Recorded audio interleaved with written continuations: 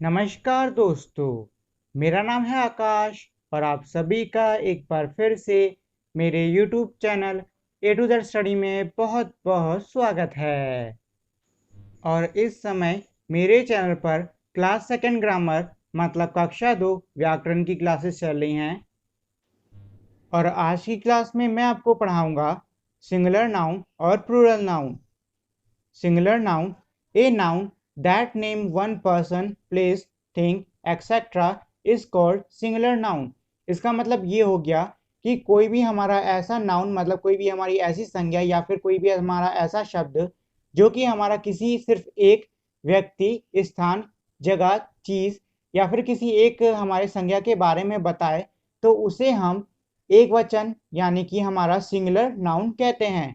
Example मतलब उदाहरण के लिए एप्पल, एप्पल मतलब हमारा एक सेब, फ्लावर मतलब फूल, काऊ मतलब एक गाय और बॉय मतलब एक लड़का। Plural noun, a noun that names more than one person, place, thing etcetera is called plural noun. इसका मतलब ये हो गया कि कोई भी हमारी ऐसी संज्ञा जो कि हमारे एक से ज़्यादा व्यक्ति, स्थान, चीज़ें, जगह मतलब कोई भी हमारा ऐसा वर्ड या फिर ऐसी संज्ञा जो कि हमारे एक से ज़्यादा किसी चीज़ के होने के बारे में बता रही है तो उसे हम बहुवचन यानी कि प्लूरल नाउन कहेंगे।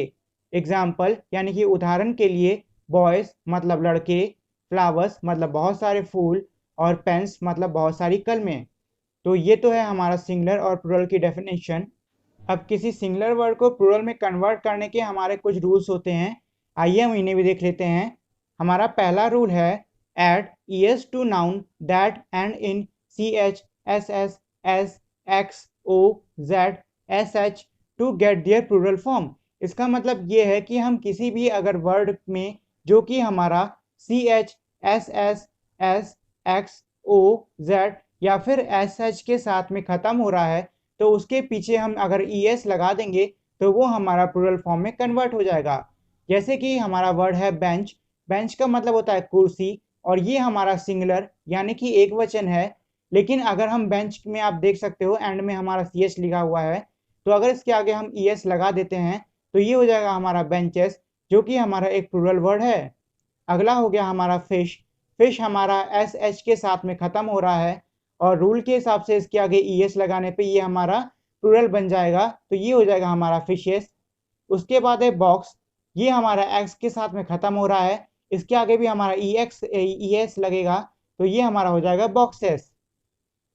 अगला है sometimes some words ending in O takes only S in it plural forms. अब देखिए किसी भी कोई भी हम केस करते हैं उसमें भी एक एक्सेप्शन होता है, हमारे यहाँ पर भी है। इसमें ये है कि हमारे कुछ वर्ड्स ऐसे होते हैं जो कि हमारे ओ के साथ में तो ख़त्म होते हैं लेकिन उनके पीछे हम ई एस लगाने की बजाय एस लगाते हैं। जैसे कि हमारा हो गया पियानो, पियानो को अगर हम प्लूरल फॉर्म में कन्वर्ट करेंगे तो हम उसमें ओ के आगे एस लगाएंगे, ई एस नहीं, तो ये हमारा हो जाएगा पियानोस। अगला रूल है the noun that ends in a consonant followed by Y changes into plural form by changing the Y to I and then adding E S. इसका मतलब ये हो गया कि हमारे जो वर्ड्स वाई के साथ में ख़त्म हो रहे हों और उनके अंत में हमारा अगर किसी कॉन्सोनेंट का साउंड आ रहा हो तो उनको हम प्लूरल में कन्वर्ट करने के लिए वाई को हटा के उसकी जगह आई ई एस लिख देंगे। जैसे कि मैंने नीचे वर्ड लिया है सिटी, तो सिटी की स्पेलिंग होती है सी आई टी वाई, तो इसमें हम इसको प्लूरल करने के लिए सी आई टी तो लिख देंगे लेकिन हम वाई को हटा के यहाँ पे आई ई एस लगा देंगे तो हमारी पूरी स्पेलिंग हो जाएगी सी I T I E S. तो ये हो गया हमारा सिटीज और ये हमारा प्लूरल फॉर्म में कन्वर्ट हो चुका है। अगला रूल है the noun that end in a vowel followed by y change into plural form simply by adding of s। इसका मतलब ये है कि हमारा कोई भी ऐसा नाउन या फिर ऐसा वर्ड जो कि y के साथ में ख़त्म हो रहा है और उसके अंत में हमारा वॉवल का हमारा जो साउंड है वो आ रहा है तो हम उसमें सिर्फ डायरेक्टली एस लगा के उसको प्लूरल में कर सकते हैं। जैसे कि हमारा वर्ड हो गया की स्पेलिंग होती है के ई वाई और हमारी ये वाई के साथ में एंड हो रहा है लेकिन ये जो हमारा वर्ड है की इसके आखिरी में हमारा ई का साउंड आ रहा है जो कि हमारा एक वॉवेल है तो हम की के पीछे ES लगाने की बजाय या फिर IES लगाने की बजाय सिर्फ S लगा देंगे और ये हमारा प्लूरल फॉर्म में हो जाएगा। अगला रूल है to form the plural of a noun that end in F और FE we replace the F और FE विथ VES।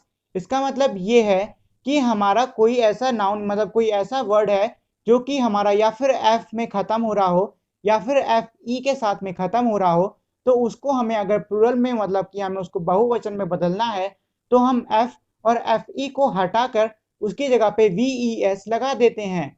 जैसे कि हमारा वर्ड हो गया वाइफ, वाइफ की स्पेलिंग होती है WIFE, तो अब इसमें हम FE को हटा के उसकी जगह VES लगा देंगे तो ये हमारा हो जाएगा वाइफ्स और ये अब हमारा प्लूरल में कन्वर्ट हो चुका है। अब देखिए इसमें भी हमारा एक एक्सेप्शन है। हमारे कुछ वर्ड्स ऐसे होते हैं जो कि हमारे F से ख़त्म तो होते हैं बट उसके बावजूद हम उसके F को नहीं हटाते हैं। जैसे कि हमारा वर्ड हो गया शेफ, शेफ हमारा F के साथ में ख़त्म तो हो रहा है लेकिन हम उसको प्लूरल में करने के लिए उसका F नहीं हटाते हैं बल्कि उसी के आगे हम S लगा देते हैं। अगला रूल है some nouns have the same form in singular and plural. इसका मतलब ये हो गया कि हमारे कुछ ऐसी संज्ञाएं होती हैं जो कि हमारे सिंगुलर मतलब कि एक वचन में भी वैसे ही लिखी जाती हैं और प्लूरल यानी कि बहुवचन में भी वैसे ही लिखी जाती हैं। जैसे कि शीप मतलब भेड़, हेयर मतलब बाल, तो इनको आप चाहे सिंगुलर में लिखो चाहे प्लूरल में लिखो, इनमें चेंजेस नहीं होंगे। और इस टाइप के नाउन यानी कि इस प्रकार की संज्ञाओं को हम इरेगुलर नाउन भी कहते हैं। अगला रूल है a few singular nouns form their plural by changing the inside vowel और वर्ड्स। इसका मतलब ये है कि कुछ हमारे ऐसे नाउन मतलब कुछ हमारी ऐसी संज्ञाएं होती हैं जिनको कि जब हम प्लूरल मतलब कि हमारा बहुवचन में बदलते हैं तो उसको बदलने के लिए हम उनके अंदर के कुछ जो वॉवल्स हमारे वर्ड्स होते हैं उनको हम चेंज कर देते हैं। जैसे कि हमारा एक वर्ड हो गया वुमेन, तो वुमेन की स्पेलिंग होती है WOMAN। इसका मतलब ये कि एक औरत की बात करी जा रही है। इसको अगर हम प्लूरल में बदलेंगे तो ये हमारा हो जाएगा वुमेन जिसकी स्पेलिंग होगी WOM। अब देखिए M के बाद A था, हम यहाँ A हटा के E लगा देंगे और फिर हमारा N हो जाएगा, तो ये हमारा प्लूरल फॉर्म में कन्वर्ट हो गया। अगला वर्ड हो गया हमारा टूथ, तो टूथ को अगर हम प्लूरल फॉर्म में कन्वर्ट करेंगे तो वो हमारा बन जाएगा टीथ। टूथ की स्पेलिंग होती है TOOTH, लेकिन जब हम इसे प्लूरल फॉर्म में कन्वर्ट करेंगे तो इसके डबल ओ चेंज होके डबल ई बन जाएगा, तो ये हमारा हो जाएगा टीथ, TEETH। मतलब टूथ का मतलब था दांत और टीथ का मतलब हमारे बहुत सारे दांतों की बात करी जा रही है। अब आइए हम इसे हिंदी में भी पढ़ लेते हैं। हिंदी में हम इसे वचन कहते हैं। वैसे तो वचन का इंग्लिश में मतलब होता है ग्रामेटिक नंबर और उसमें भी हमारे सिंगुलर प्लूरल होते हैं, लेकिन हमारे सिंगुलर प्लूरल और सिंगुलर नाउन और प्लूरल नाउन में कोई भी फर्क नहीं है।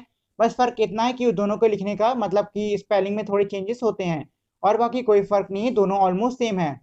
वचन, अब वचन हम उन शब्दों को कहते हैं जो कि हमें ये बताएं कि हमारे आगे दिए हुए जो शब्द हैं वो कितने हैं, एक हैं या एक से ज्यादा हैं।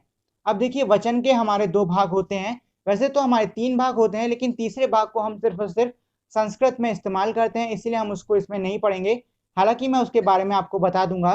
तो वचन के हमारे भाग होते हैं एक वचन और दूसरा होता है हमारा बहुवचन, और जो संस्कृत में हम लोग इस्तेमाल करते हैं वो होता है हमारा द्विवचन। तो एक वचन हम उन शब्दों को कहते हैं जो कि हमारे किसी एक चीज के बारे में बताएं, तो उन्हें हम कहेंगे एक वचन। जैसे कि किताब, सेब, आम, तो इन सभी में हम एक चीज के बारे में बता रहे हैं। दूसरा हो गया हमारा बहुवचन। बहुवचन हम उन शब्दों को कहते हैं जो कि हमारा एक से ज्यादा चीजों के बारे में बताए, तो उन्हें हम कहेंगे बहुवचन। जैसे कि बहुत सारी किताबें, बहुत सारे सेब या बहुत सारे आम। तीसरा हमारा जो हिस्सा है वो है द्विवचन। द्विवचन हम उन शब्दों को कहते हैं जो कि हमें सिर्फ दो चीजों के बारे में बताएं, मतलब इस तरीके से बताएं कि हमारे सामने जो चीजें हैं वो सिर्फ दो हैं, तो ये हमारी द्विवचन में आएंगी।